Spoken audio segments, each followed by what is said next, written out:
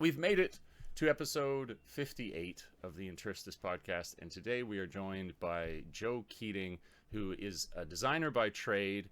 We're in deep discussion as in regards to what the photography might be. Hails originally from England. How are you doing today, Joe? Yeah, really good. Thanks, Dave. Thank you for having me. Oh, my pleasure. Thank you for coming on. Um, what have you been up to in the last week? What have you been doing? In the last week, so I've recently taken on a new design project with a long-standing client that I have, which has been really nice actually because I've had a few weeks of quiet as they're sort of reorganizing on their side. So in my few weeks of quiet, I've been kind of taking advantage and walking the streets with my camera a little bit more than I would normally. But yeah, that's this last week I've just been kind of getting back into what I might call work mode, and working on design projects again, which is really nice actually. Oh, that's fantastic. I was wondering, so I know we touched about it briefly, maybe even a moment ago or whatever, but I don't think I've Mm. ever asked you like how long. Like you and I are both in Kyoto. If anybody's listening, if you're not sure about Kyoto, it's basically kind of I guess you would say south and east of Tokyo in what is called the Kansai region. But were you always in Kyoto, or were you ever in like Kanto or any other areas?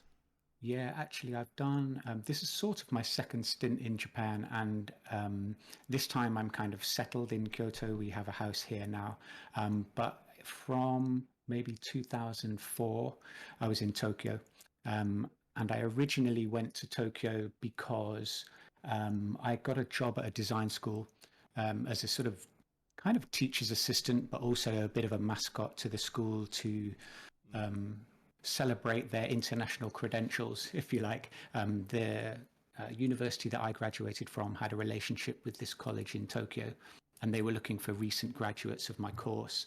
Um, and yeah, I got that job. So I was in Tokyo then, working at the school for maybe 2 years, and then working at an architect's office after that for about 2.5 years in Tokyo. Okay. Um, yeah, so and then moved back to England and was there for maybe 10 years before finally settling here.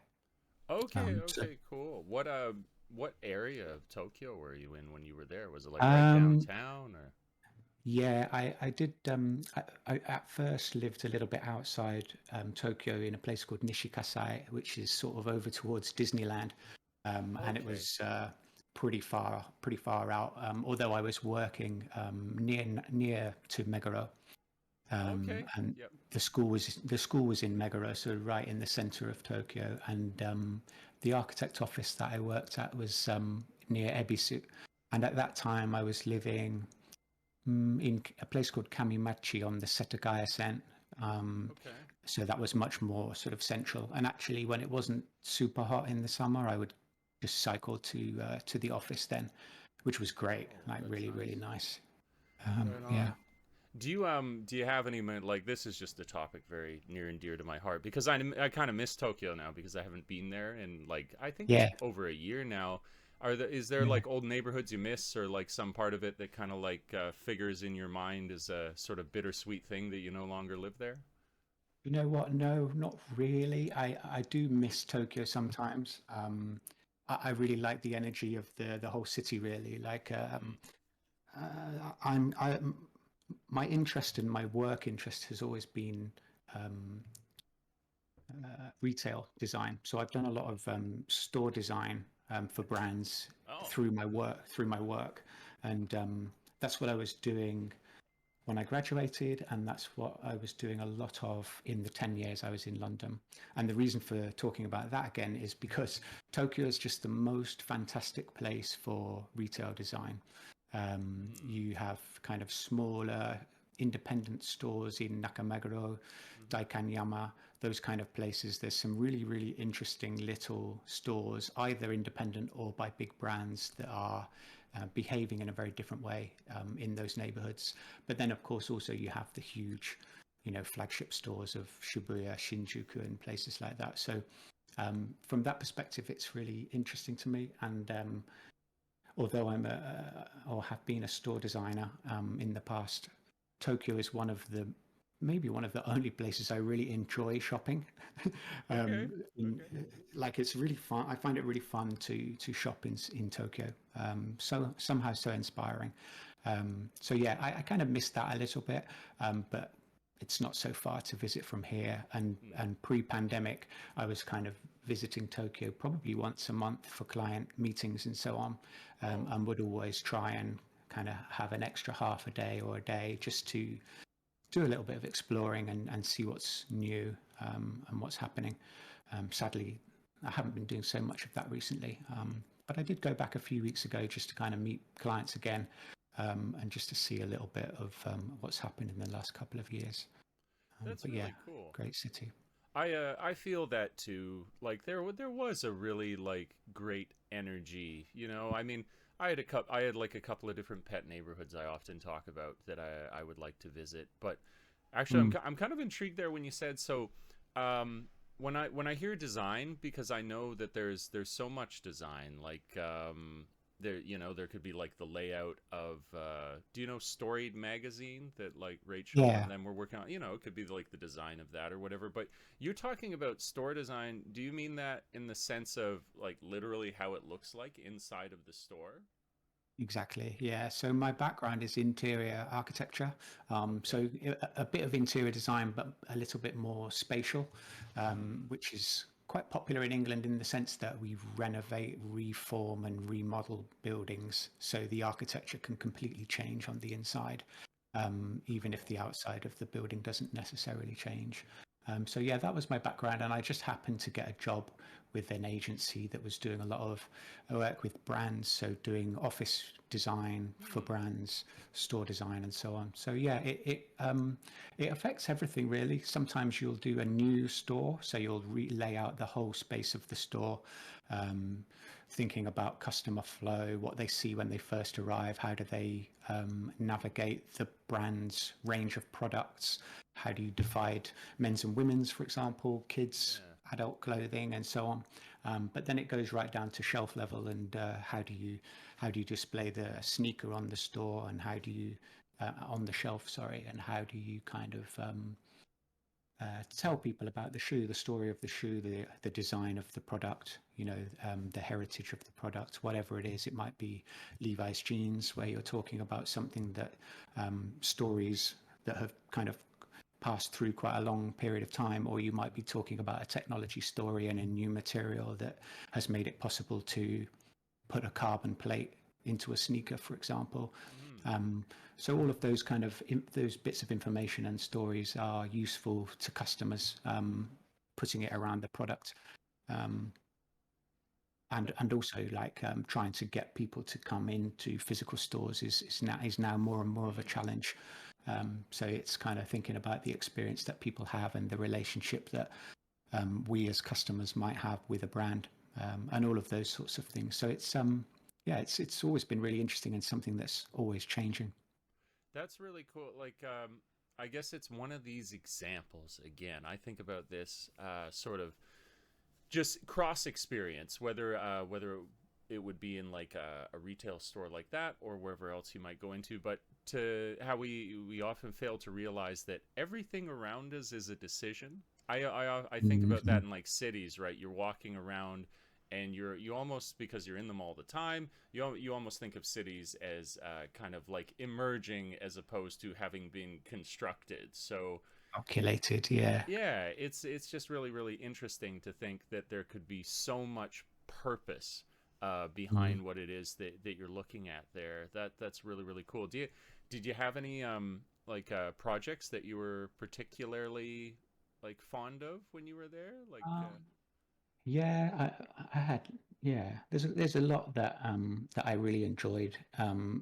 There was a big chunk of my work in London, um, with Adidas, and we at that time I was the creative director of a studio, so kind of working with a lot of different people, with a lot of different skills, graphic designers, motion designers, mm, as well as 3D designers like myself.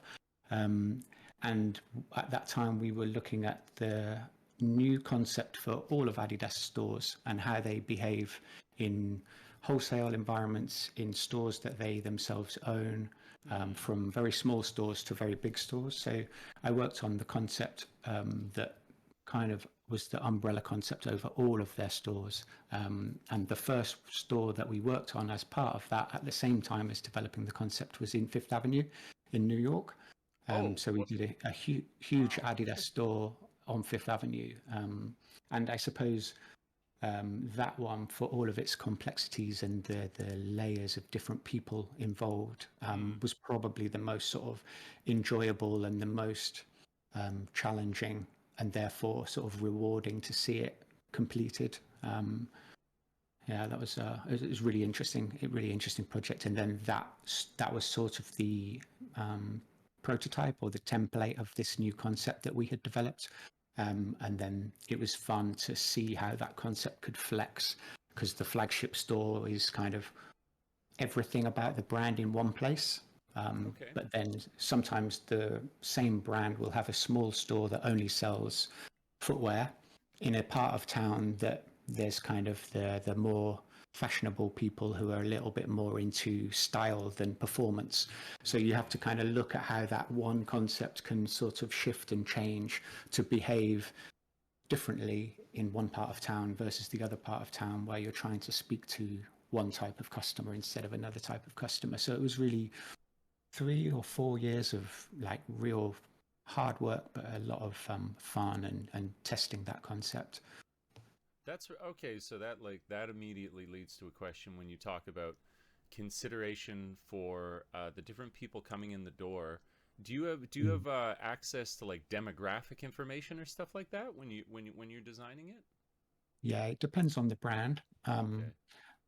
As to how deep they tend to go with their understanding of their customers. But of course, with somebody like Adidas, they know an awful lot about Sure. their customers.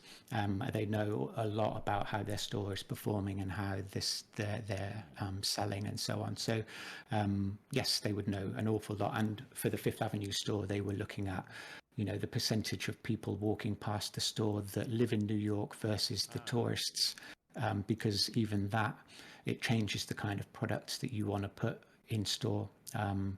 So if the percentage of tourists is high, and you think that these people are in New York for the weekend, Yeah. maybe they're looking for a memento of their time in New York. Mm. So maybe therefore in a big store, you might have location specific products, so New York exclusive products that you can only buy from this store. Hmm. Um, Perhaps those would sell, for example, or sneakers with a particular colorway that you can't buy anywhere else. Um, yeah, so it's all kind of interesting when you speak to those sort of strategists and the business analysts and people like that, because actually it does affect the product and therefore affects how you design the store as well. That's so interesting. Again, everything with purpose, right? Like everything considered. That's Yeah, really, really cool. yeah. I mean, it has to be with the aim of either um, better brand exposure and better, like helping people to understand the brand better, or of course selling products. And interestingly, not all stores make money, and not all stores' purpose is to be all about sales. Huh. Those big flagship stores, yes, they're going to probably sell quite a lot, but you think about how much those stores cost to build and run. Maybe Right. they don't make sense from a financial point of view, but from a brand point of view, they make a lot of sense, because those are the stores where you might have Kanye visit to do an event, or you might have Hmm. David Beckham there launching his footwear or whatever. So, yeah, from that point of view, from a brand noise point of view, then those stores do make sense, but in a different way. It's a kind of figurehead. It's this like Yeah, icon for the brand, I suppose. That's really yeah, interesting. I go on a tangent now because I feel like these are sort of please like do. naturally connected to each other. So your design background is in interior design. I feel like that would inevitably give you some insight into if you were designing your own personal spaces. Like even from this frame that you've given us here, I was like, I've got to upgrade my background game. You've got this beautiful, it looks like the shoji doors and so on behind you here. Did you have a hand at all in your home's design? Yes, yes. So, um, yeah, I designed this house, and actually, it was probably the first time after working in commercial design for what, 20 years, maybe, yeah, Whoa. 18, 20 years. It was the first time I've really designed something for myself. Huh. Um, so it was a weirdly exciting, but also very vulnerable Yeah. kind of experience. Like you have to kind of think about what do I like? Like I'm Yeah. always designing on behalf of a brand or a customer, somebody else, and there's always a brief. And I never really, my opinion matters sometimes, but not really that much because quite often, like if I'm designing a lingerie store, for example, I am not the customer, um, and in a lot of cases, I'm not the customer and those projects. But for this project, I was, and when it's to your taste and to also importantly to your budget, it does kind of change the way you do things a little bit. And also, this was the first time I'd really designed or renovated kind of machiya old Japanese building as well. So there's a lot of things that I didn't know. And of course, for that reason, I had great support with the contractor company, the construction company, Okay. and also an architect that is local to Kyoto. Who produced all the drawings? But yeah, the sketches and the kind of modeling of the space originally was my my role, my job. So, what sort of things? I mean, I'd find this so fascinating to hear. What sort of things did you value or prioritize for yourself when you were designing it? Like, what mattered to you about this space that it be good? Um, that's a good question. I think when you design it to live in, it naturally changes certain things. So if I was designing for this place to be have been a guest house, for example, Mm-hmm. then there's gonna be certain highlights that you're gonna want to talk about to sort of entice people to want to stay here. Hmm. Certain features like a beautiful kitchen or a beautiful bathroom, quite often in Japan, with a beautiful bathtub, perhaps Mm. overlooking a garden and things like that. Those would have been my sort of thoughts and focus designing for that kind of purpose. But when it's your own home, you prioritize the boring stuff a little bit more. So Okay. how, like, where am I going to put the washing machine? How am I going to make it as easy to clean as possible in the bathroom and so on? Those sorts of Okay. things actually do take priority because you're going to live here for hopefully a great number of years, and you want it to last and you want it to be easy to live in. But I suppose for me the priorities in this place were um, to do with the perception of space a little bit because it's so dense in Kyoto, as you know, and Yeah. Yeah. this house is only 4.5 meters across, but it's very kind of long. Right. Right. Right. Um, Right. The bed of eels design, I guess they call it, or that's right, whatever. yeah. It's very long. Okay. That's right, yeah. So it's one of those kind of forms, and as a result, also by being quite close to the corner of the street, we actually have about 7 direct neighbors. So we're very, Wow. very enclosed. And in a space like that, you can look at it on plan and think, oh, it's going to be very claustrophobic. Mm-hmm. So I think a lot of what I was trying to do was to reduce that feeling of claustrophobia. Mm. So we split the length of the house into two, and that's not, a groundbreaking novel thing to do. There's a garden in the center of the space Oh, that's great. that kind of breaks our office at the back where I am now to the house at the front. Gotcha. Um, in between is kind of a bit of a garden, and a lot of the um, kind of sight lines inside the house look into this garden. So Mm. because it's narrow and there's no windows on the side because of the adjacency to the neighboring buildings, but you do get a good amount of light. Relatively speaking, Machi are always very, very dark, but you do get a good amount of light. And they're dark. Actually, they're dark because the sun is so hot. So they're dark to stay cool as much as possible. So you try to keep that summer sun out as much as possible. So yeah, we're really happy with the space now. And it kind of works really well for us. It's not a particularly big place, but we've got enough space to live and work in the same building, which is really, really, we're very, very lucky. We feel very lucky about that. That's awesome. It's like I felt like there was this kind of a serendipitous moment there where it looks like it got a little brighter in your house just as you started discussing light right there. I was like, this is kind of funny. Oh, that's It cool. does. It does change quite dramatically, yeah, and it can go very, very dark as well. I'm curious. So you actually already touched on it there because I know that light is like often a question in here, or I Mm. should say in the traditional buildings in the machia. So you were definitely having that in mind. I was wondering about like what kind of garden is it that you have there? Flower garden or is it a vegetable garden? Is it both? No, it's a, it's kind of a mixture of gravel and moss, I suppose, what you Oh, might expect to find in Japan. It's we actually have a very tiny garden at the very back of the house, which is what I can see from my desk. Um, and in the middle, we have a kind of both have stones, some stones with nice. moss, and then the middle garden has bamboo and a couple of new maple trees. And the back garden has a much smaller maple tree.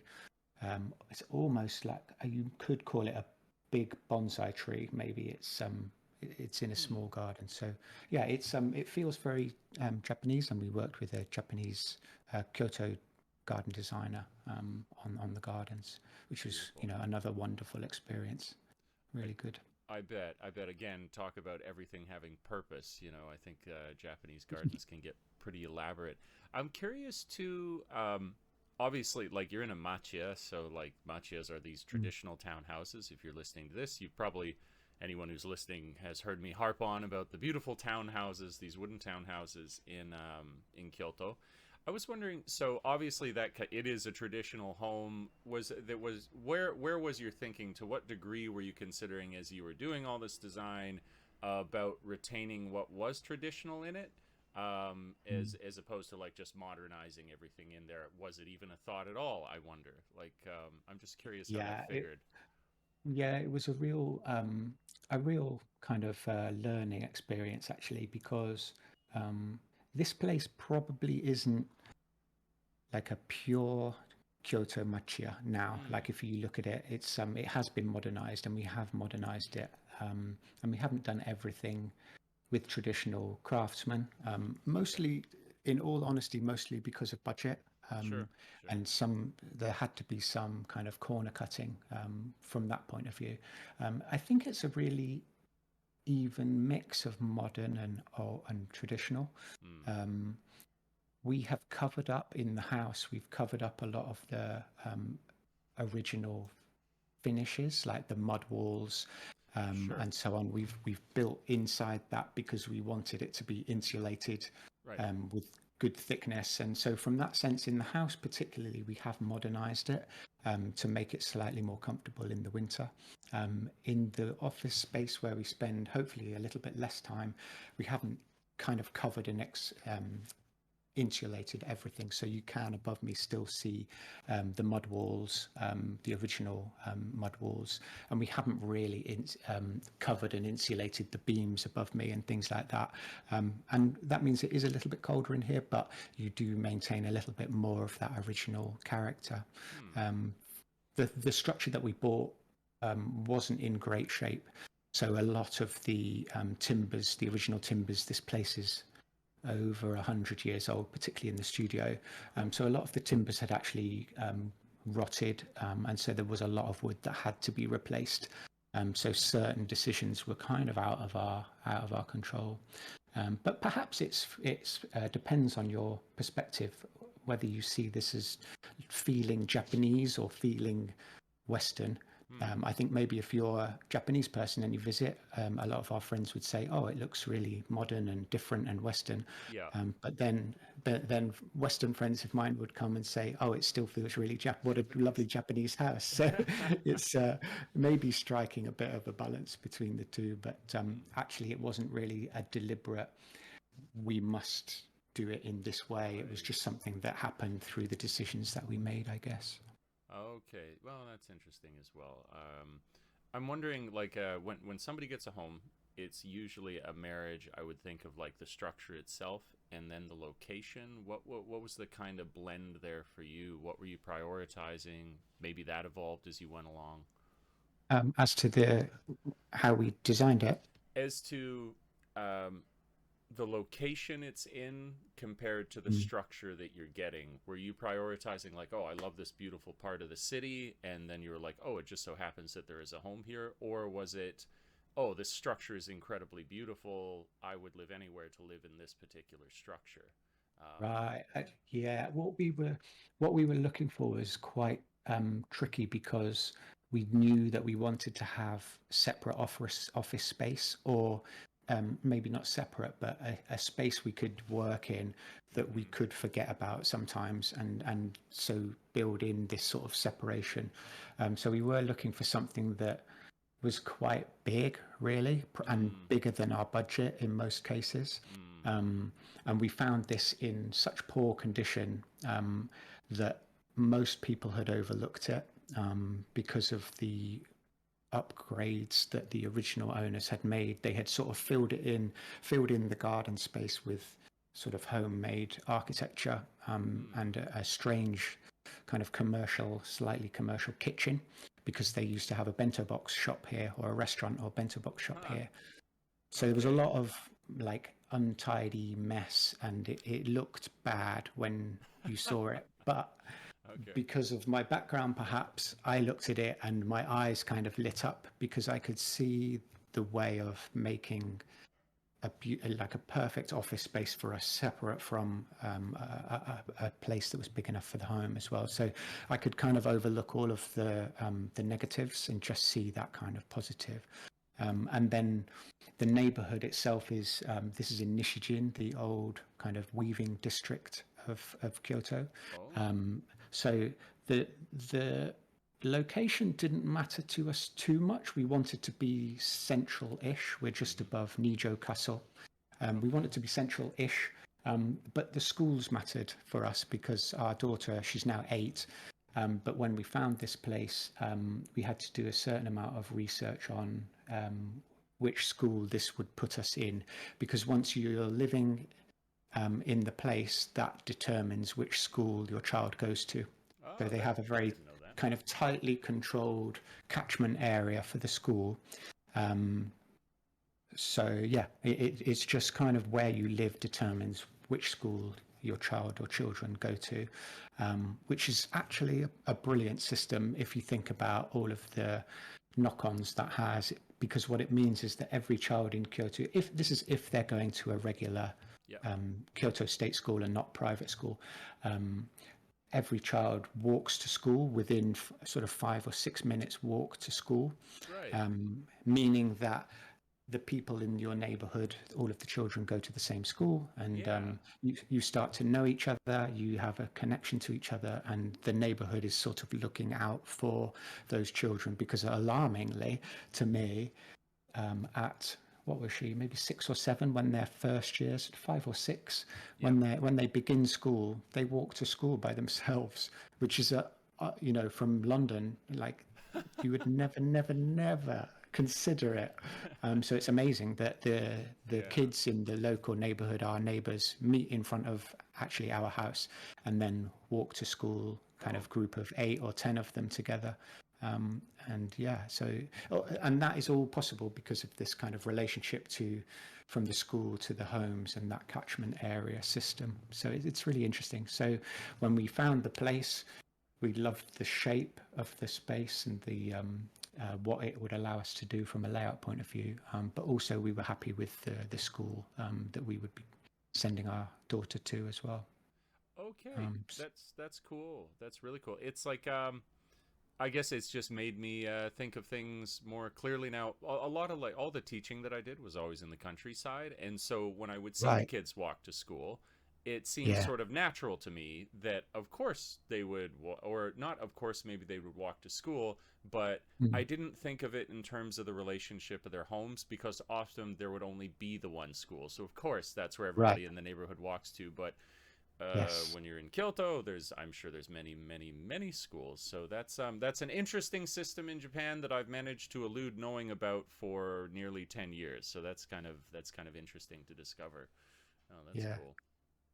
I think it affects, it like even affects the traffic. In London, there was always crazy traffic, people driving their kids to school, dropping them Mm, off outside the school and jamming the roads up. But of course, that can't really exist here in the tight streets of no. Kyoto. So yeah, it all has positive knock-ons, I think. Just Yeah. those kind of that's kind of school system helping to avoid congestion and traffic and pollution and so on. So yeah, it's interesting. Oh, it's great. I mean, the to have the kids from, like you said, I mean, they do this from like super young age, to have them walking, basically. I mean, Mm. I don't think it could be overstated just like how great and healthy that is for them. It's cool that they Yeah, I encourage think that. you're right. Oh, that's really really cool. So I want to ask, just I like doing these sort of hypothetical things because you've designed your home now. I think I think, and I could be woefully wrong, but it certainly does seem this way when I look around the world, that like real estate is pretty insane in the world right now. Like, I mean, the places I'm from, especially. Like, I'm Mm. originally from Vancouver Island on the west coast of Canada. Then lived in Vancouver, and both of these places are prohibitively expensive to buy Mm. homes. But then it seems to be in Japan, as a result of just like age demographics, a sort of like dwindling countryside presence, in terms of population, that you get a lot of these, like they got the, is it kominka, are the abandoned Mm-hmm. homes, you got things like that. And Omika, just yeah. like you got potential to find really cool places that might actually be affordable to rent, sorry, not to rent, to purchase, and then do whatever it is you'd like. um, Mm. for example, our Chai recently, he's got his place in, actually for privacy reasons I won't say, but on the Sea of Japan, um, Yeah. and he's done some cool stuff there. I'm wondering for you, if you were maybe not unlimited budget, maybe it's more fun to like put this into something of a more reasonable budget, but if you could have like a vacation home, whether that was by a body of water, the ocean, maybe you like to ski or snowboard or something, if you Mm. could design a place based on location, where would you want to like find a piece of property that you could design, or has the thought even crossed your mind? I think it has crossed my mind, but I don't think I have a particular location in mind. Mm, I have, I would love to find, at one of the big old farmhouses or, the traditional Japanese houses in the countryside, mm-hmm. where you have, space around you to kind of have the kids run around and that sort of thing. Yeah. Maybe by a river that you could swim in the summer. Ah. It would be great to be able to escape the heat of the summer somehow. Somehow. So yeah, I've kind of thought about it, but of course, at the moment we definitely can't be doing that.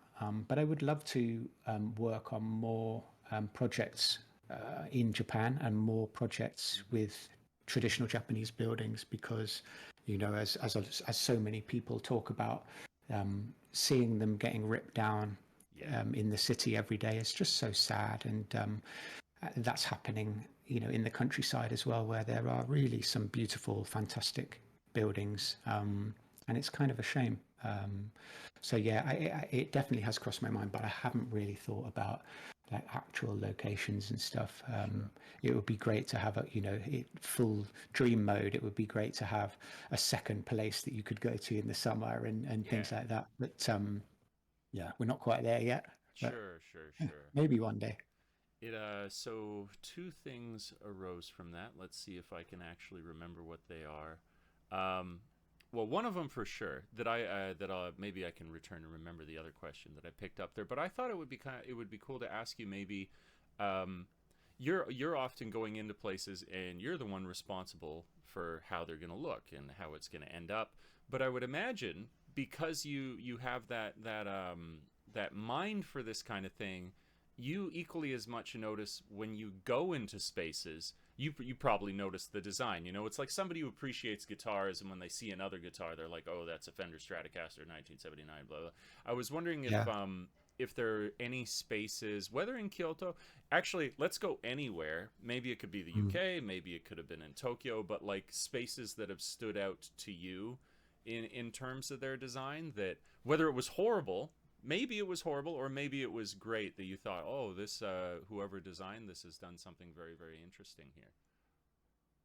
That's a really good question. I should definitely have lots of examples for you on the top of my head, but um, I get a real kick out of quite often art galleries and museums. Hmm. Um, Certainly coming from London, there was a lot of old traditional big galleries, but some of them had been kind of modernized and changed. I think there's some really lovely galleries in London, like the Newport Street Gallery is owned by Damien Hirst, for example. It has it's a white box art gallery, so maybe not super interesting in some ways from a design point of view, but Mm-hmm. it just has some really beautiful staircases, three beautiful spiral staircases, and they've all got the same kind of details, like the same sort of handrail, the same materials, the same colors and everything, but they're different shapes. So when you look down on them, one is kind of this beautiful oval spiral, another one is kind of squared off. I don't know why that's springing to mind. All of the kind of galleries in Japan, the famous kind of Naoshima galleries and the architecture of Tadao Ando, I really love. I really love that kind of simplicity and paring something back to its kind of bare bones or bare structure, and just kind of working with a limited either materials palette or a very simple layout. I do really like that kind of thing. I suppose that's where my design interest first came, is that Tadao Ando concrete box, beautifully controlled light into a cube. That kind of thing has always kind of appealed to me. But I worked once in Malaysia, and I really got excited about the design of the village houses in Malaysia. And this is sort of in answer to your question about design that I noticed. After a while, people were talking to me about the design of these village houses, and the way that the roofs are really overhanging. They're kind of timber houses, a bit like Japanese houses, but quite often on stilts. So they're raised Okay. up off the ground. Um, and I really got interested in those because of the way that they hadn't been designed, like no architect had designed them. They had just evolved by a cultural tradition passed down through the generations. This is how we build houses.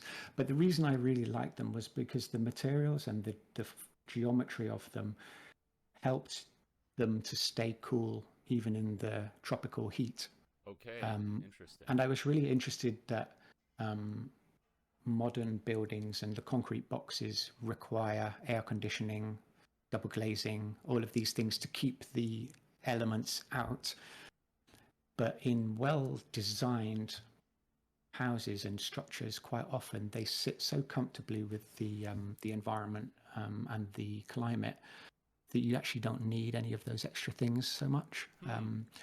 So I really like buildings that have a very comfortable connection to their surroundings, like those Malaysian houses. There's an architect in Japan who I really like called Fujimori, and he designs kind of tea houses, but sort of strange tea houses. His famous one is a tea house balanced on a pole, and it's called Takasugiyan, which means tea house too tall or too high up tea house. Right. Right. And you Right. kind of climb a little ladder, and this tea house kind of sways in the breeze. But his structures are always made with earth and timber, and sometimes they have grass growing on the roofs and things like that. I really like those buildings that feel very settled. Um, in their surroundings. And I think Japan is just generally quite good for that. But you see it in Australia as well. Quite a lot of Really? traditional Australian architecture is designed to, carefully shield the sun and provide cooling with big open walls and open plan layout inside to allow the airflow and so on. So yeah, I don't know. That's a very rambly, roundabout way to answer your question, but Oh yeah, no. I think that's when buildings are designed well, they're very easy to live in or easy to visit and easy to use, and they just sit comfortably in their surroundings, either visually or from a heating and cooling and that point of view. Yeah, that's no, that was very insightful. That's very very interesting. It's like it reminds me of this is just I'll nerd out for a moment here. There was this series of books that I read when I was young, and I read them prolifically. It was a series called Dragonlance. Um, it was actually I believe one of them are like it was a world created by Margaret Weiss and Tracy Hickman. I'm pretty sure that one of them went on that they were doing the screen adaptation for Game of Thrones. It was like one of them that Oh was wow, setting up the project. yeah. But there were two denominations, I don't know what you want to call them. It would be like the Sunnis and the Shiites for Islam or something like this, of Mm, elves. Um, right. and one of the characteristics that I found I really enjoyed in the book was there was special attention given to the fact that there was one group of elves that, as it sounded like you described, they were sort of settled into nature, so that like all of their structures, it was almost like a little bit more difficult to tell if it where the nature ended and where the structures began in terms of them being Mm, integrated, which I was like, oh, that's a really beautiful concept. And that, since I've come to Japan, I was like, oh, very kind of a little bit Japanese, isn't it, in some ways? um, yeah. which I just really really liked the idea of. um, what was my question going to be? It was in regards to kind of like continuing on this. Oh, well, one of them was basically, I remember it now. When you're doing your design school, you're Mm, saying you went to school, you did all this stuff. Where are you? So when you come to Japan, of course, there's a sort of like distinct Japanese architectural, like probably design language. I mean, they have different yeah. considerations here, like earthquakes and things like that. But when you Yeah. were learning to design, where are Mm. the ideas pulling from? Is it sort of like, is it removed from culture and it's just in terms of pure practicality, or is it borrowing in from other cultures? And I'm just wondering, like, yeah, what is like the culture of the design that you learned, if it could be described like that. The school I was at was very much a kind of Bauhaus type form follows function type school. Okay. So there was a lot of um, basic geometry principles. Hmm. Um, yeah, studying a lot about simple geometry. It was quite a while ago, so I was learning to draw like with a pen, um, as well as computers. Like I'm not that old, but yeah, we did a lot of hand drawn stuff. There was an emphasis on just being able to visualize and think and lay a space out. We were responding to projects like taking on buildings in the local area. It was in Nottingham in England, and trying to understand the way that the original building had been designed in terms of its structure, and then putting something new in it that kind of would allow you to be a shop or a cafe or a spa or a restaurant or whatever inside this building. So you had to respect the original building but put a new function into it. So I suppose it wasn't necessarily a cultural there wasn't really a cultural aspect to it, but there Right. was very much a understanding your context approach that you can then translate most places if you just have to understand a completely different context, and understand a completely different set of limitations and restrictions with what you're working in. But for sure there are things that I've come across working in different places that open your eyes to a completely different way of thinking. For example, I had to work on the layout of houses in Malaysia, for example, where feng shui was a very important part of laying a house out. So you couldn't, for example, if I remember, have the staircase coming down to be directly in line with the front door, for example, Oh no. because it was all to do with, yeah, there was a lot of things like that. So it was all to do with the flow of energy through the house, perhaps the flow of energy down the stairs and out the door. You want to keep that flow within the house. There was things like that that kind of I never learned like to the degree that I knew it or mastered it, but I was always taught by the way that I've moved to different countries, I think, to listen and respect things that you might not have thought about. And I think that's important when you're designing for other people anyway, to listen to what they're asking you to design, because that's not always the case. Designers can sometimes impose their wishes onto a project a little too strongly. And their wishes can come from good places, perhaps, but sometimes they can just be about placing their stamp on something when actually their stamp is not necessarily necessary. So Sure. yeah, I think the listening to the context and thinking about the neighbors, thinking about the building. What does the building want? I I like don't know this. what did the previous owner's spirits want if they still live here? How are you going to be respectful to the stuff like that as well? Yeah.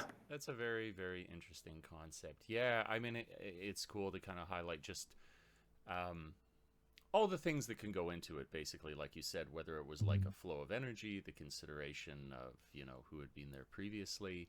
I remembered the other thing that I was going to Right. say, and I felt like it was, I don't know if you've considered this, but I saw some interesting parallel. So you said that one of the things that really interested you was that designer that did these sort of like elegant cubes with light that was then like very purposely cast through them. Yes. And I thought Yeah. that doesn't that have like a hilariously clear parallel to what I often enjoy in your photography, which is you will very frequently have, like the cube of the frame, which you've created, and then some sort of like very distinct lighting that is come into the composition that you're making. Is that were you like aware of that? Because that's like photography, but it's like it really is kind of like you're seeing that same design philosophy in the images that you're creating as well as in this architecture you enjoyed. Yeah, it's interesting that you recognize that. I didn't recognize that for a very long time, and a few friends had said to me, "Oh, I can always tell when it's your photo," or something like that. You have a way of doing things, and that kind of got me thinking about what is that and what are the consistencies. And I suppose like through conversations with other people, it's uncomfortable almost to analyze my own photography, but there's Sure. definitely a desire to simplify things when I design, and find kind of the easiest or simplest way to do something. And I think sometimes I will do that in photography as well. I will use something in the foreground to cover up something that I don't want to appear in the final image. Right. And there will be, a certain geometry to it, and perhaps 3D depth or space. I definitely think I prioritized the composition of the lines and the light when I shoot, as you might expect, as you say, from a designer that is thinking about light and composition and layout. Yeah, there's definitely some parallels, but I haven't gone too deeply into really understanding them. When I am working on design, I am quite instinctive in how I approach things, and also with photography, I don't tend to think much about what I'm doing and just sort of lose myself and enjoy what I'm doing, and yeah, like I say, don't think too much about it. That I mean, I think a lot of once we, especially once we've kind of developed a sort of like skill set or aesthetic, then if we can clear our mind from it, that is often useful because there's Definitely, yeah. all of these voices that bubble up in our heads, and many of them, I think, not always, but like many of them are like negative or self-critical, or basically it's like too many Yeah. mind. It's too much thought for the thing that you're trying to do. Where I think, Yeah. you get that good example when you see someone who's just a random friend, who is that person who takes incredible shots occasionally with their phone, and you know that they have absolutely zero background or education. They haven't watched a single tutorial on anything, but the shot Mm. that they've taken is fantastic, and it's just based on the Yeah. fact that they liked it. They're like, oh, it looked cool when I did that. And that can be Yeah. such a powerful force. I think it speaks kind of interestingly as well to, I see a sort of this goes into an interesting conversation of like the universe fits together. It's this concept that like you can't actually do something that is bad, because the system is designed always to work. And so if you allow these that kind of like a little bit of a Taoist thing going on there, but you're just like, let the universe be the universe, then I find it as well when I do editing, where Mm. just like these weird moments where something, say for example, if you're doing music with the sort of like editing cuts that you have, and it works together so well that it appears as though it must have been premeditated, but that's Right. just the math of existence working in its beautiful way that it does, which is I do really think cool. those kind of moments are subconscious. Um, I agree with you. I think that the universe does put those things together, but I think it puts them together because of your um, developing skill and consistency in your Mm. approach. I think there's a synergy to how you're doing things that allows those things to come together in that way. Hmm. I don't think it's completely. I'm agreeing with you, but I don't think it's completely an accident. And I don't think the universe should get all the credit. I think when you're editing things, it's because of the way that you've done it, right? Sure. No, I agree with that as well. I might add on to that to say that it seems that these happy little accidents occur more and more and more given the amount of practice that you had. Where you're like, oh, this Yeah, isn't exactly. this like a great thing to occur. Yeah. And then it makes sense as well in the context of like talking about that person who just took that incredible photo. Probably a lot of what you've seen of theirs is pure dog shit. But then you're like, what did you? This looks like some kind of Renaissance Who is painting. this? Who is this person, Yeah, by the way? yeah, yeah. No, not at all. No, that's a really, really cool idea, I think isn't it's it? good to recognize when those things happen as well, because as you say, they happen more and more the more practice you get. And I think if you recognize them and play on them, then you learn to drive yourself towards the next happy accident. I think Hmm.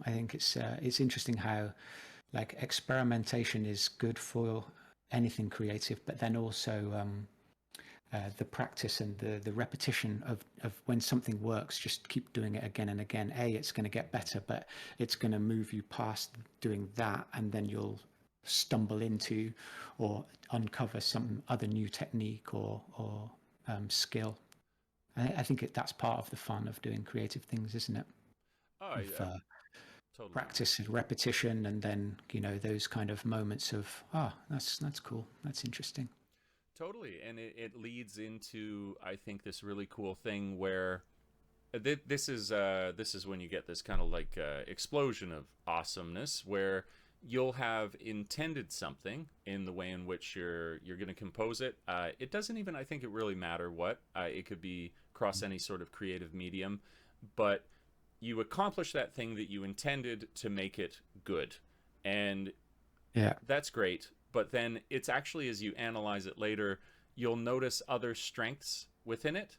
And I love that sort of like growing awareness of how something is good. You first enjoyed this Mm. element of it, but then usually, if something in it is in alignment to give you that which is good, then there is something else. They often link together. It's like Right. If good sight lines are good, then perhaps there's another element that will have been improved. And like you said, then you just try and repeat that again, or it gives you a sort of like natural path to the next thing that you might attempt, where you're like, I took this Mm, picture or I created this edit for this reason, but now I really want to experiment with this because this is the cool mm, thing that I noticed after the fact, which was a lot of fun to um, yeah. to notice.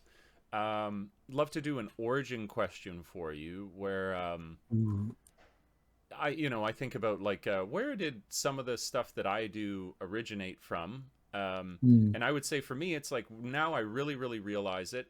It was that my dad took me to the movies so often, and this was sort of a seed planted in me that I was like, oh, of course, if I loved that so much, if I ever finally got a camera in my hands, that I might enjoy creating images like I saw when I went to the theater. I'm wondering mm, for you, and it could be either for design or it could be for the mm, photography element. And I think it's sometimes interesting if they're not directly related. Maybe it was a painting you saw that you were like, that makes me want to hold on to a camera. Like, what is mm. something? Can you recall anything that first led you to picking up a camera or wanting to do the design? I think when I was a kid, I wanted to design racing cars. Ah, And because very specifically, I wanted to be in a wind tunnel.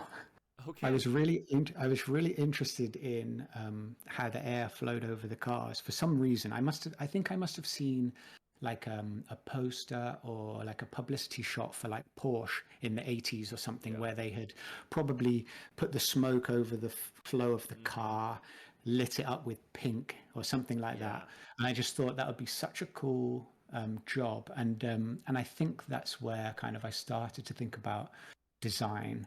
Um, of course, that's not what happened. I didn't do that, but having that initial childlike interest in um, somehow engineering and art kind of coming together, understanding quite early that design was even a thing was quite Mm-hmm. good, because I was one of these lucky people that had an inkling and a knowledge of where I wanted to go roughly.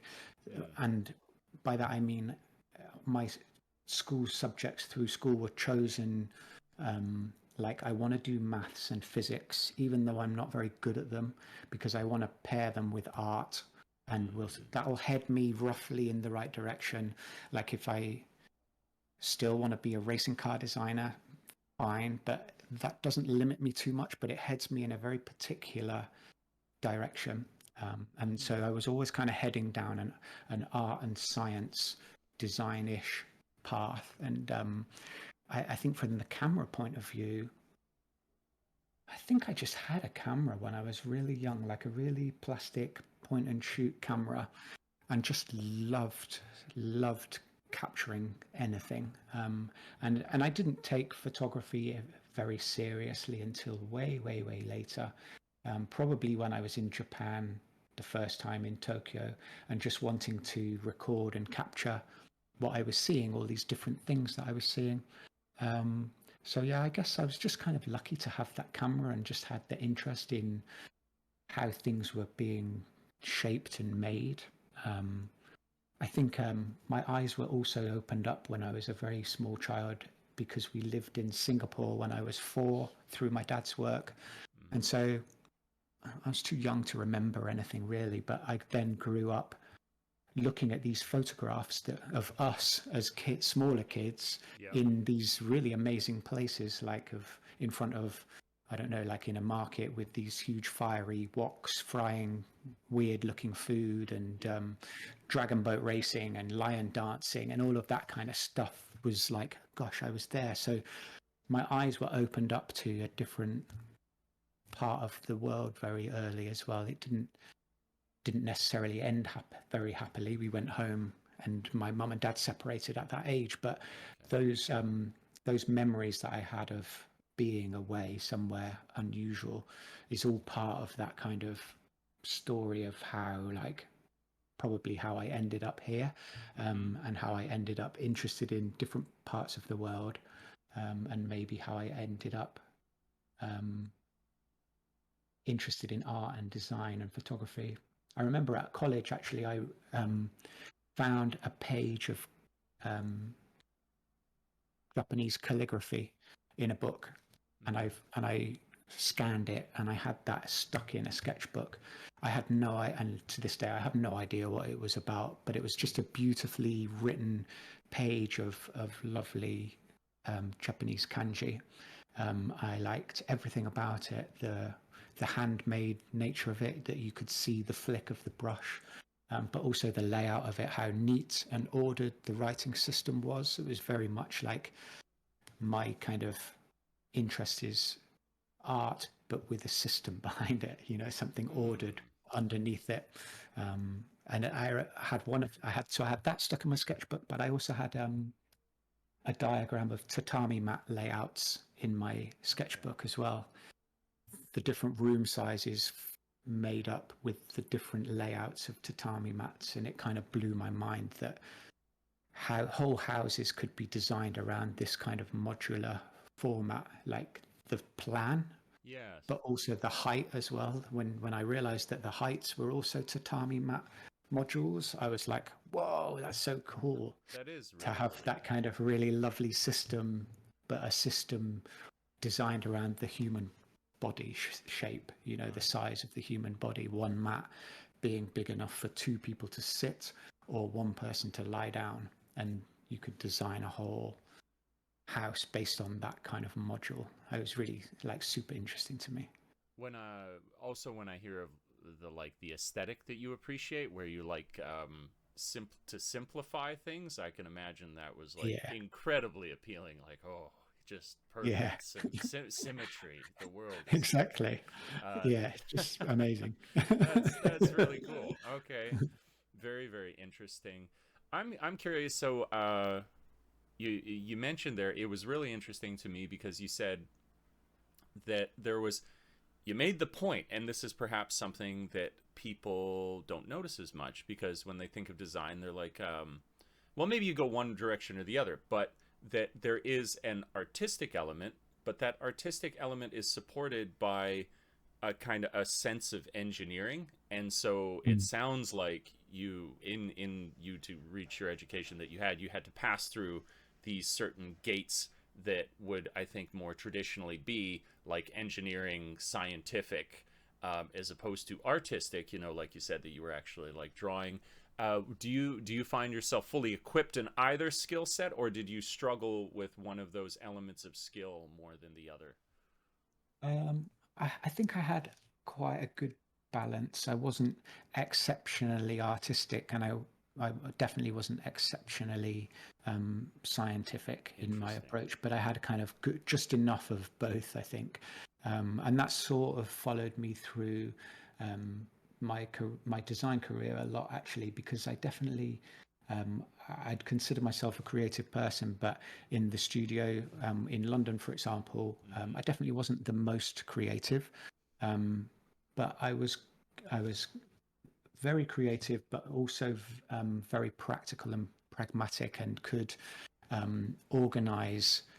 Once we had an idea, I could organize the people that we had to achieve the outcome, if you know what I mean. So I could Yeah. break that um, vision, the artistic vision, I could break it down into tasks and skill sets and chunks of time, create deadlines, and create a system and a kind of a storyboard or a project plan to actually everybody reach that goal, kind of thing. So I've always been a bit of a balance between that kind of artistic and quite organized Hmm. control freak side of me as well. Okay, that's it's sort of a golden ratio then. It feels like to be comfortable in each is really quite Yeah, nice. I'm comfortable in each. I wouldn't say I'm the golden ratio model of how things should be, but yeah, Sure. comfortable in both sides. Yeah, for sure. Oh, that's really really really cool. No, I've definitely, it leads me to my next question, because I was curious. Obviously, we're inheriting so much of who we are is inherited from who our parents are, and I was wondering, Mm. um, what do you see coming from them, and what is sort of a spontaneous emergence of just who Joe Keating is? Like, did what? Yeah, you know that. Like, where was your mother very like scientific and your father very creative or something, or were they a blend each the same? Or where? What do you think of Hmm. that? That's a really interesting question.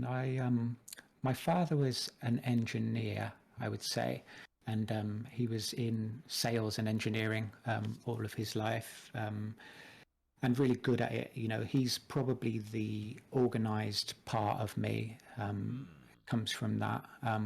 My mother was a teacher and also super organized, but she had kind of a craft and kind of she was always um, knitting, cooking, growing Hmm. vegetables in the garden, doing things with her hands, kind of thing.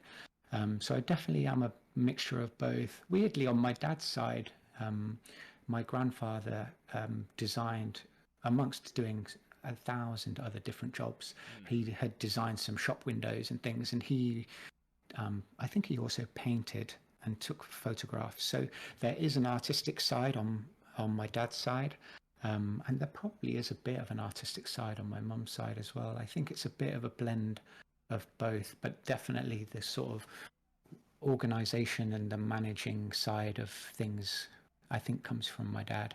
My temperament kind of comes from my dad as well, taking things a bit too seriously sometimes, and yeah, and worrying about stuff. And my mum is probably a little bit more, relaxed and easygoing. Hmm. And I sometimes I wish some days I wish I had more of that in me. Yeah, sure. Wouldn't we all benefit from that a bit? I yeah, I asked How do, because how do you how do you think about yourself? Do you have a kind of mix of both, or is it very clearly defined? so what so I would say my dad was like an engineer's engineer. He did like electrical engineering, but then he did as well computer engineering. He was like one of the first Oh, generational computer engineers. He said when he went to university, it really struck him that like the first computer he saw like filled an entire room. And just the concept of what it was doing was really fascinating to him. And there's all sorts of like cool developmental experiences I had as in relation to him being a programmer, a lot to do with games because we oh wow, played like the very first games for all time, all through the development of them. It means a lot to me. Um, amazing. and then my mom she's an incredibly, I think actually here's the thing, they're actually both incredibly empathetic people. They were Mm, people who just like could look at someone and understand them fairly well. And so I think I got like an incredible dose, and I say this with no ego, it's just like to speak clearly and candidly. I think I got a great sense of that empathy from them, which nice. has been very, very useful. And there's also a sort of like academic curiosity in my dad where he was like he read a Mm, ton. He read to myself and my two brothers, each of us, he fully read the entire Lord of the Rings series to each one of us. And he mm, was constantly doing that, instilled a sense of like my appreciation of reading. But I cannot believe, in fact I think it's almost more interesting that I've been given none of the engineering ability. Like oh wow. it is almost shocking for a guy who would become an electrical engineer and a computer engineer that like I would not be able, like it's just, numbers are horrifying to me. Um Mm, but then I don't know, there are certain things that like for example, I loved Lego. So there is some sort of like mm, sense of building and following a practical order, much like mathematics are so follow the order of operations to whatever conclusion, but it has to be absolutely. something kind of like materially as opposed to like a abstract concept. It's ended up being a really interesting mix, I think, of Mm, what their strengths and weaknesses are. But I was a little bit frustrated just going through school where I was like, why do I score like 47% in math? And I got this guy who's like Mr. Engineer here who's supposed to pass along some good genetics to me. It's quite frustrating. Um, but then, as I say, like both of them, whether empathetically, but also just their sort of artistic curiosity. maybe more my Yeah, dad. But yeah, that's it really was a cool interesting. mix. And my Yeah. brothers, because I have two brothers, two older brothers, they definitely got their own like versions of that. It seems to be that the middle Mm, brother was the one guy who really inherited the kind of better sense of number crunching, whereas right. myself and my eldest brother are well, absolutely. My eldest brother was like, he's an incredible artist. Like he took Mm, lessons from a fairly young age, but like just really, really, really artistic, and mm, quite. I think we're all pretty empathetic, but no, an yeah. interesting blend. I like tracing that because you really do see it. I mean, there's make no Right. mistake. You know, you are your parents' child, that kind of thing. Yeah, definitely. Yeah, definitely. And that's definitely a question I'll be thinking about more later to kind of think about that a little bit harder. Hmm. I don't think I reflected some of my parents' skills very well there. Oh, But I'll definitely be thinking about that more a little bit later. And also now that I have a child of my own, I kind of, hmm. more than thinking about me and my parents, I'm kind of looking at her and going, "Oh God, you're going to get all my bad sides and none of my good sides." Yeah, yeah. There is this Constant concern. worry. Um, what is it? Is it the worrying? Like you said, you've got like a little bit of worry in you. Is that if you were to pass something along you didn't want to? Is that maybe number one for you? Like you don't want your child to worry? Maybe, yeah, yeah, not worrying about what other people think and taking things a bit too seriously because I know I'm definitely guilty of that. Like, Hmm. yeah, just being able to kind of relax and have fun a little bit and not think about consequences quite so much, you know. Sure, Um, sure. yeah, I think uh, I think she's doing okay though. I think she's doing all right. Right, right. Good, good, good. Now, Yeah. I'm curious. So obviously, like, it's funny enough. I ran into you that one time on the walk where I was like, this man clearly follows his passion. Yes. He's out and about. He's doing the stuff Mm. that he enjoys. Um, is there anything else similar to that? Like, I love editing, but then I could regale you with whatever else that it is that I'm doing. Something like that that catches your attention that you find like a similar satisfaction, if only in enjoyment rather than the product that's created from it. In terms of like a hobby or like Yeah, yeah, like a thing hobby that takes my thing. time, Yeah, a thing that do you takes know? your time. Yeah, do you know, I don't really, yeah, I mean, I read books, music, and all of that kind of stuff. I don't really have, other than photography, something that I would just kind of do that regularly. I have a lot of sort of interests and things that I love to do, but Hmm. if I had free time and no plan, I would just pick up my camera and just go and walk somewhere, just because it's so different every time, depending on where I would be. I really like walking kind of in the mountains. We're blessed with Yeah, nature on our doorstep here, so I do love to kind of go out early one morning and walk in nature in the hills a little bit. But even then, I'll have a camera with me. sure, um, sure. but yeah, walking and kind of exploring and just observing and looking and noticing things is kind of what I just love to do, really. Yeah, I think you definitely get like an appreciation, don't you, when it's one thing to go on a walk, but there is that thing that happens when you're carrying around a camera because you're looking for an interesting composition that you sort of inevitably just notice your surroundings more because you're enjoying them Yeah. more for the fact that you're looking for stuff like that. Um, Yeah, I like to notice kind of little details around the street and just wonder why they are like that. Like, I don't know, sometimes you'll see like a bunch of scratches mm, on a wall, and you'll be that will really puzzle me for days if I can't figure out why those scratches are there. mm, I'll be thinking about it, and then another time I'll walk past and there'll be a bike parked there, and the handlebars will be just at the height of the scratches, and I'll go, yeah, of course, the handlebars of a bicycle that's parked there regularly, constantly just slowly scratching up that wall. I really like to notice kind of those little things, or you sometimes see those circular scratches under plants that have been blown in the wind, for example. oh, When it's really? windy, the plants will blow against a wall and yeah, just leave a little mark in the algae on the wall and stuff. I like to spot things like that and just wonder why is that like that? Why is that kind of curiosity as I walk is kind of really interesting. Why is there a little plastic hook stuck above that doorway, or and Yeah, it yeah, might take months, like, and then suddenly it's Gion Matsuri, the big festival here in Kyoto, and there'll be a lamp, like a paper lamp hung on that hook, oh, or okay. a wire through the hook. The hook stays all year round, but in festival time that hook becomes useful. I quite like to notice those little weird um, indicators of how people are using the space and how people are living their lives.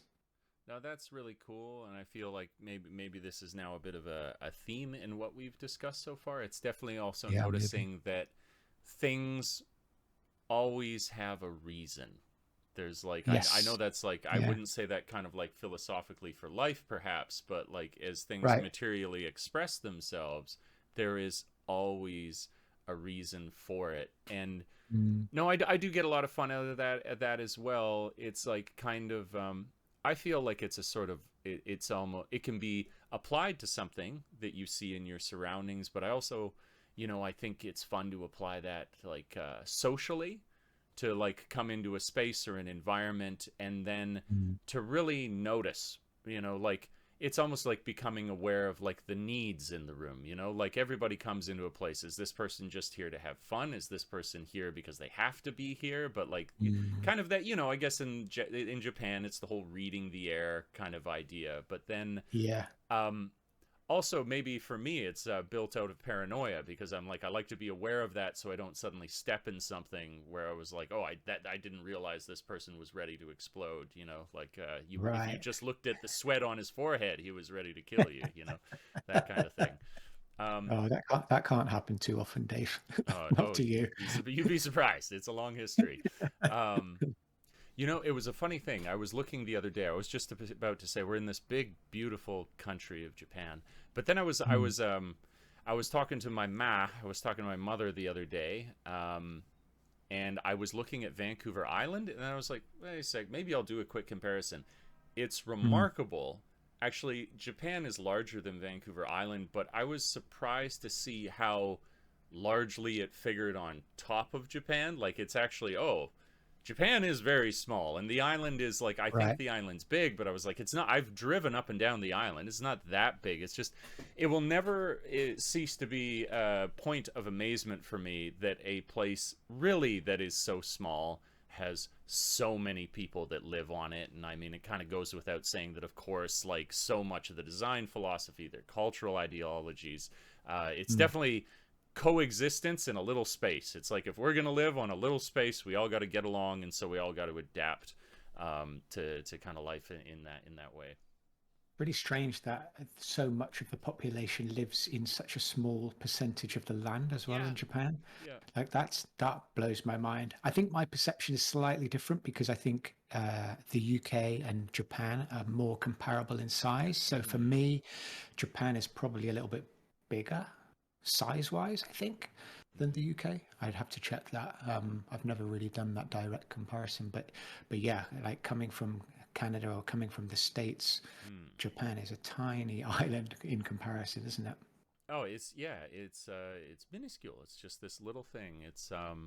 But then I mean I think it is more impressive. This is the sort of thing as well. Like, this might lead into another conversation where Mm. when we talk about there being enough room for people and like these limitations on resources and stuff, where I look at, I mean, Japan is not necessarily like an end game or something like that in terms of design or how Yeah. people could live together, but it Mm. shows me that when you think of population density, like I'm not sure exactly how many people live in Japan. It's like got to be near like what is it, like 150 million or 300 million? Did I get that wrong? I Yeah, want to do I a don't quick know. search, Mm. because I bet that would be cool. Where if we just if we thought about, okay, population of Japan, let's see that quickly. Okay, it's 125 million. You got 125 Right. million there. Just Yeah. considering if we were very intelligent about the usage of our space, the sort of populations that the planet could coexist with. of course, then you have to think of everything else. Um, Here's a really interesting concept that I think is great. I wonder what you think about it. It's like I love this idea of gardens are obviously great. That's something that you've got one in your home. It's like a beautiful space. It calms us down. There's all sorts of cool studies about when we see the color green that this has like all sorts of neurological effects on us. What do you think of building now with like the advancements that they have in sort of like hydroponics and sort of like indoor homes? What would you think of designing a home that like made use of that technology, which was then incorporated like directly into the house? You know, it's almost like you've got like the garden. You could customize it. Maybe it's herbs, maybe it's something else. But like, Mm. what do you think of that? I definitely, I probably don't understand those technologies as much as I should, but it's definitely interesting to think about sort of safe, self-sustainable Yeah, living and houses that kind of houses and buildings should almost breathe themselves. You know, they should absorb the natural resources and but then also give something back as well and yeah, become part of something a little bit more organic. Um, yeah, like I said earlier, like the buildings where there's kind of this hard line between inside and outside, and living conditions being on the inside and something on the outside being different doesn't make so much sense as something that's a little bit more better connected to nature, to the trees, to the water that falls from the sky, and all of that sort of thing. So mm, yeah, I mean, I would love to think more about sustainable buildings, self-sustainable buildings, and that kind of thing. It doesn't come up a lot in commercial design, sure. but it comes up a lot in sort of architectural competitions and things like that. Mm, Um, and I had always thought like if I had um, like a chunk of time that was going to be spare, I should really kind of get back into architectural competitions and thinking about putting a little mini team together or something like that of people with different skills and just thinking about a challenge like the one that you've just described. It would be quite fun to do. I think so. I love to think about, or I think it's very important. I think I even heard an expression for what this is. It's this idea of that doing things some particular way simply because they've been done that way for forever, and Mm, so people accept them almost sort of like like laws of the universe. It's like gravity. You know, houses have mhm. been this way, so that's the way that houses will be.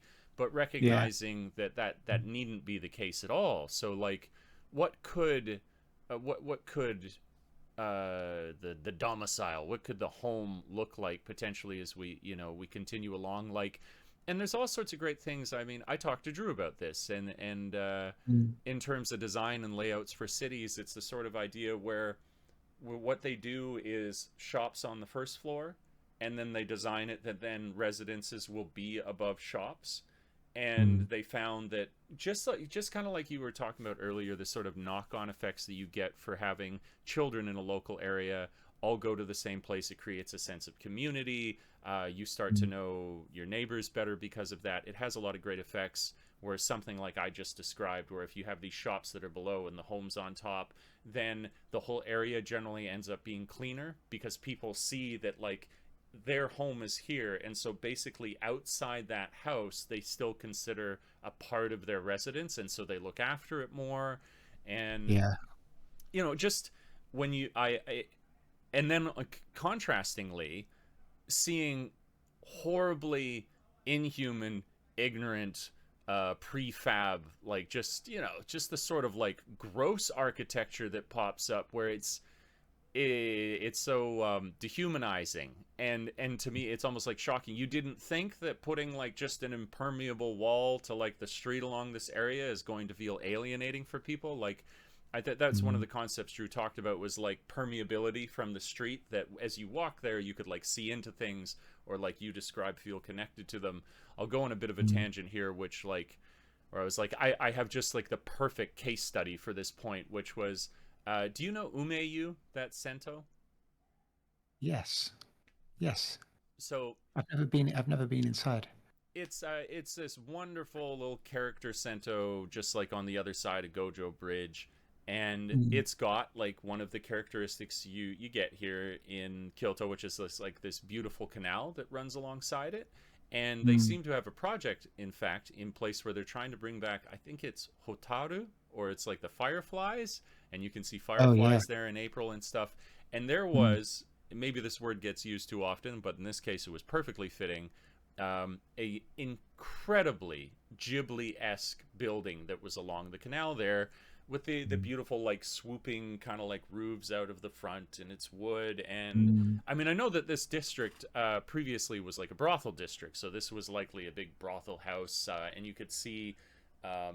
Actually, I'm so glad I got video of this before what happened, where you could see Mm. the on the second floor there would be that area in which the ladies would sit and try and entice the men from the street, as they walked by down below. Gorgeous. It was torn down, and they've rebuilt there now, or they're like finishing it up pretty soon. These two prefab, like just cookie cutter garbage, like almost like disposable housing that they've built there Yeah. instead of this century old gorgeous, like that people be so willfully ignorant or careless with something like that is Yeah, just a it's a real problem neighborhood, that actually, because I also heard that they're going to be cutting down all of the trees along the canal there. They're going to be concreting the banks of that river, and redeveloping that whole. It's actually a little island, isn't it?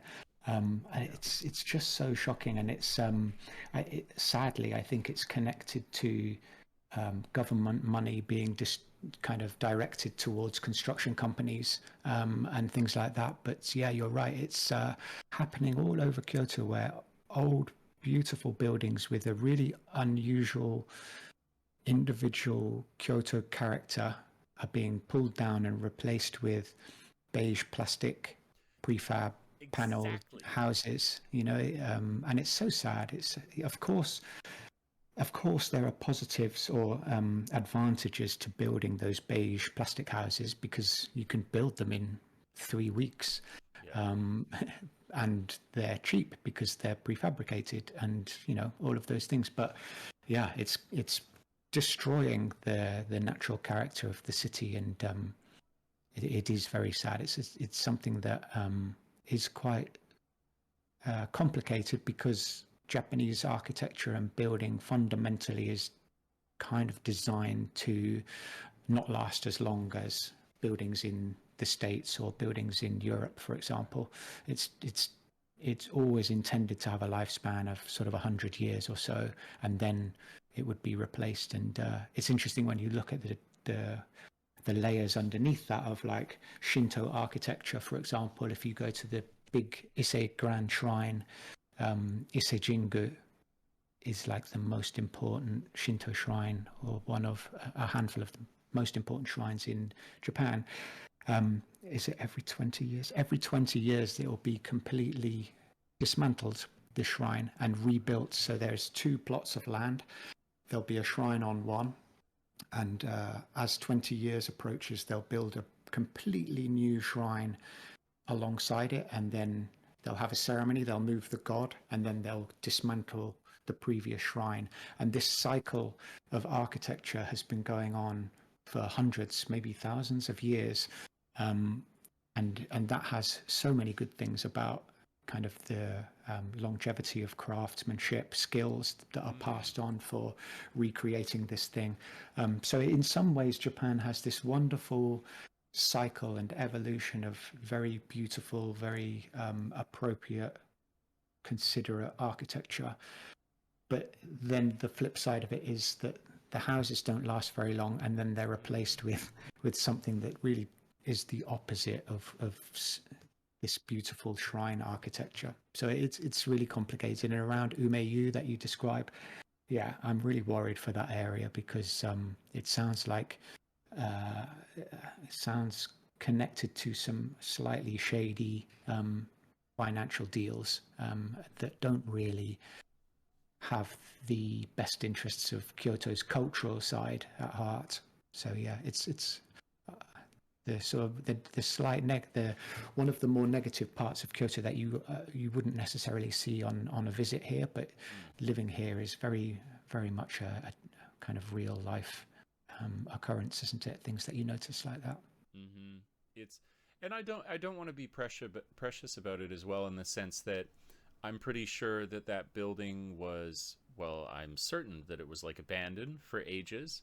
There was nothing Yeah. that was occurring there, and so if you do have this prefab building that goes in there, it's affordable housing. So I don't want to be the gentrifying elitist that says that nobody should have somewhere to live, but then I Mm. feel like there could have been an alternative way. And as you say, the additional element that they're cutting down the trees there, which it was this beautiful overhang, like gorgeousness that was there before. It's Mm. I feel like, well, something must happen, and I think that we should be considerate of, like I say, maybe low income housing or something like that. But just thinking a little with a little more effort than simply just wipe it out and then do something simple would be, really nice. But like you say, it's Mm. complicated. It's not some simple answer, and whether shady or not, of course things are very rarely so clearly black and white. Sometimes they are. Of course. Sometimes people are horrible. Yeah. Um, there Of was like, course. Yeah, but it would be nice if they replaced it with something that kind of had a nod to the heritage or kind of connected to the city in some way to maintain and enhance the city's character and what it's best known yeah, for. like, There must be ways to do that in a sort of a modern version, modern mm, materials, but keeping something of what Kyoto is known for. it would be great. Again, these are big, big, big topics, and it's easy to feel like, I'll solve all of Kyoto's problems here in a Yeah, podcast, no that kind way. of thing, where it's like, it's definitely way, way, way bigger than that. But I think if I were to offer like a reasonable suggestion, it's that, and this is an old conversation, I have this like quite frequently with Drew and so on, but that, yeah, Kyoto is special because of the visual language. Like, it's when you stand on a bridge and you look down the river and you see these beautiful sort of candlelit colored lights, and beautiful, like wooden and old structures, and like real character, that as you look around the city. That's why it's so special. That's what makes it kind of like a very dreamlike and wonderful. And then when those things get torn down, it really is that, well, what really, I mean, the river will always make it unique, but what will make it unique when it looks like everything else, because there are all these beige prefab buildings, so, Mm. not saying I have Yeah, all the answers, or that no. everybody's like right or wrong in it, but that definitely, if thought were given to that, it would be really, really cool, because that it was a very Yeah, special place. Of course, I fantasized. I was like, we'll get that and do something like beautiful and cool with it, but it was not to yeah. be. um but anyways, no, I still feel, though, that there is, of course, like great opportunity there. I do like to see, maybe this is also just like the, humans always want drama, that there exists a little bit of push pull, that it's not just this Pleasantville where everything is Mm. perfect and everybody's happy, that there is this kind of current that runs through Kyoto, which is like retaining what is traditional and beautiful about it, while not at the same time resisting change, is a Mm. great kind of narrative to be able to attach yourself to. Like, if you want to have Yeah. some purpose, well, that's a cool story to be a part of. It's got great heroes and villains and hope and despair. It's got all the great storytelling components you would need for something interesting. Um, Absolutely. where uh, just to go in like a completely different direction, but it was crazy to note when I was in Hiroshima recently. Went down there doing a bit of work Mm. for like some of our wakeboarding stuff, and Nice. it was me how he pointed out, because he was like, because the bomb has been dropped here, notice that Mm. there are zero wooden buildings. And I was like, oh, that's kind Yeah. of a interesting aesthetic. Oh yeah, no, you're totally right. Very beautiful city, Yeah. though, very peaceful. I Mm. love they use a lot of like white stone, and I don't know, that kind of, Mm. if it has like a sort of like refreshingness to it. I don't know. Plus, it's like that little bit more tropical. Have you been to Hiroshima before? Yeah, many years ago Okay. I have. Yeah, it does strike you after spending a long time in Japan how new, relatively new that city is everywhere you go. Of course, for obvious reasons. Um, yeah, and the stone, I guess, is sensible in some ways and symbolic in other ways. Perhaps the white stone. Hmm. But yeah, it's a great city, really cool city. Yeah, I really liked. I had no idea this. There were some things that I had imagined that were the way you might expect, but they also had like a lot of those tram cars, which Mm, something you might associate with like San Francisco or something like that. right. Which I thought was kind of cool. That was. Yeah, I guess it's one of those times where Japan has to be admired. The speed at which they can redevelop and vitalize an area, Mm, replanning it completely, which actually is part of the reason for the beige prefab houses. By the way, the mm-hmm. regeneration after the war. The government needed to rebuild the whole country pretty quickly, and Totally. so the speed and of building houses was something that was designed Hmm. to solve those kind of problems. And Japan is fantastic about rebuilding after natural disasters and earthquakes and so on. Mm-hmm. And it's all, like you said, it's not black and white. It's all connected to something quite special, really, in Japan. And Hiroshima is like that, I think, where they had to completely redesign or redevelop something from, unfortunately, a blank canvas. Right. Um, and so, yeah, it is interesting. It would be very interesting to learn more about how the city was replanned and redesigned and where the inspirations kind of came from for things like the trams, because for sure that was something that was Right. kind of considered and designed as sort of a model city, perhaps Hmm. one of those model city urban planning projects, maybe, that I don't know anything about, but would be interesting to know more about Hiroshima's case. Totally, totally. No, each of the Japanese cities. Like, I wonder what's your impression. Just random question. I can't link it to much, but like, what is your experience? What is your feeling of Osaka? What is it like for you there when you think of that city? I haven't actually gone there very much. I've been there maybe a couple of times. Okay. Part of my impression of it is that it's quite exciting and a little bit more kind of obviously a bit younger, perhaps a Hmm. bit more Mm-hmm. messy and a bit more untidy. Mm-hmm. And it has a kind of untidiness to it that I quite like from a street photography point of view. It's a bit more like London. There's a bit more unpredictability, and you're you're less able to predict what's around the next corner, which is quite cool, quite interesting for Mm-hmm. me. And that was very much sort of London experience of London is sort of a little bit more unexpected, a little bit dirtier, and that can be quite fun to photograph. But actually, I don't really know Osaka very well at all, considering how close it is. I Oh, should sure. definitely know it a lot better.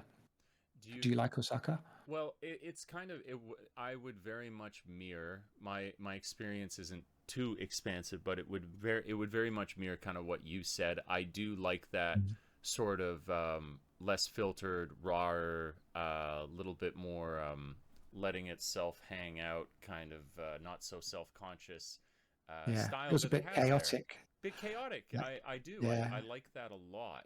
There's just Mm. some things that when you go there that just are so you would say nothing other than like this is just so Osaka, and it's falling under the kind of descriptors that you gave right there, which is really Yeah. cool. And I feel like again it might shake up assumptions that you make about Japan, where there's like there's just such a what would you say? There's an overriding sense of Japan being this like perfectly ordered, perfectly clean, just Mhm. like everything fits into the box in a nice little way, Yeah. which is then upended when you go to Osaka and you're like, oh, it's a little like this runs to nowhere and this is a little dirtier, but somehow Yeah.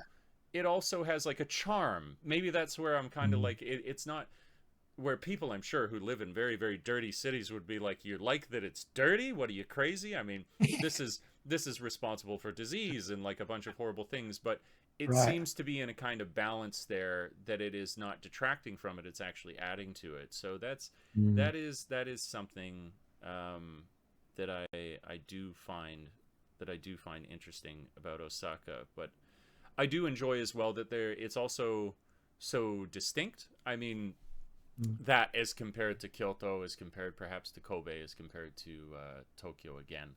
Um, Mm. that it's distinct in its own way. It was a really cool experience I had there. I don't know if I told you about it, where we went to the orchestra. Did I tell you about that? Oh, no, you didn't. Maybe I saw some pictures on you and the other our other common friends Oh, Instagrams and stuff where you guys were all dressed up, right? Is that yeah, where? yeah. Yeah. It was so it was, and this is a great example. I mean, I suppose I wrote about it even in the post when I made it. It was like a great example of how awesome it is to have friends with. It's great to have friends with common interests, but Mm. then when they have these separate interests or like things outside of your experience that they invite you in to do, where I don't think I would ever go to an orchestra, although I like music, but just Mm. because Sandro's so into it, he said we got to go check this out, and it's Right. Fantasia. It's very formative for him, and Yeah. that was like just a wonderful experience. I was like, oh, Amazing. I didn't know that this would have this effect on me. It was so enjoyable, particularly to note that the sound of those instruments live. I've been to live music before. I love back. Mm. I haven't done it so much in Japan, but back in Canada, I had a friend who was really into that, and we would go to live shows and stuff. But a Yeah. live show that is a full orchestra, I was like, oh, this sounds like there is no album or sound system that will Mm. carry the same impact that it has when you're in the room with those instruments. And so Yeah. I it was completely something. agree. Yeah, Yeah. I think it's the partly, of course, the sound is overwhelming. It almost you can't you can't fail to be moved by the sound. Mm. But I think there's something about the visual of it as well, and actually recognizing how many people are coming Yeah. together in perfect synchronization to make these sounds. It's yeah, wonderful. Oh, very. I'm so glad that you had that experience. Oh, and it finally, I was like, now having had the one, if Mm. if Sandro ever said, oh, there's this like another great performance, I'd totally go and check it out. Yeah, amazing. It was cool. Yeah, I really like too. In Osaka, the sort of like main riverways that lead to these like little islands on which like there'll be all these little restaurants and stuff. And then I Mm. think we went to a place called Tambabashi, which was this like really gritty. It was again, it was like the most Osaka thing in the world, where we went into this like restaurant, and everything's kind of like makeshift and hanging off the walls and like looks in brutal shape kind of, but then the food that came out of it was some of the Yeah. best I've eaten in my entire life. And even like the Wow. dishes and everything that came out were beautiful, all the plating of Nice. everything. And I was like, this is the most bizarre contrast you could possibly imagine, but that as well seems to That's be, amazing. yeah, very kind of Osaka thing. It's Yeah, definitely a city of contrasts. mm, I actually went to Osaka. The only real reason I went was on a bit of a pilgrimage to see some of the works of this architect that I mentioned before, mm-hmm, because he was from Osaka, a kind of self-trained architect that grew up as a boxer, I think, but he's one of the most famous architects in the world now. But some of his most pure concrete box there's a chapel and there's a house. There's a few chapels and this one particular house that I visited in Osaka.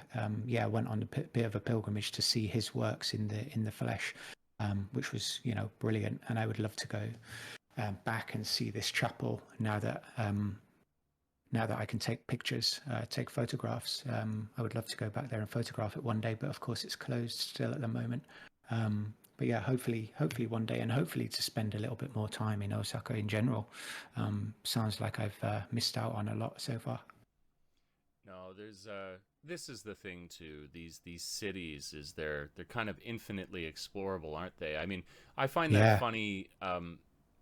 Even in Kyoto, my experience is mostly of the countryside. Although I lived kind of near Tokyo, so I would go. But it does strike Mm. me as kind of funny when people talk about Kyoto being it's just it's a tiny town. This place is tiny, tiny, tiny, and I was just like, is it really? Um, Yeah. or with just this much more effort, could you not eat in like a different place every single day for like the next, several decades if you really wanted to? You just got to look for it, Absolutely. Yeah. Um, Yeah.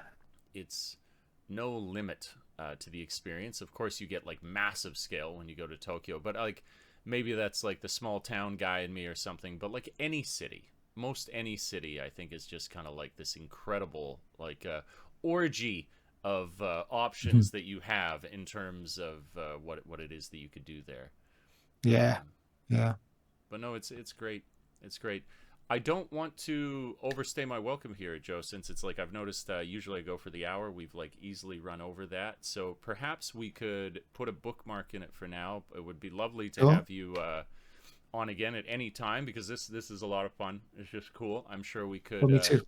continue any kind of conversation in any direction here. But thank you so much for coming on. Thanks everybody for tuning in. Follow me on YouTube. Go to grab this on Spotify. If you're watching on the channel, I appreciate it. If you don't already support me on Patreon, please consider doing so. That's how we march on with these. But mostly just thank you, and thank you very much, Joe. Until next time, I hope we Thanks, can have Dave. you again.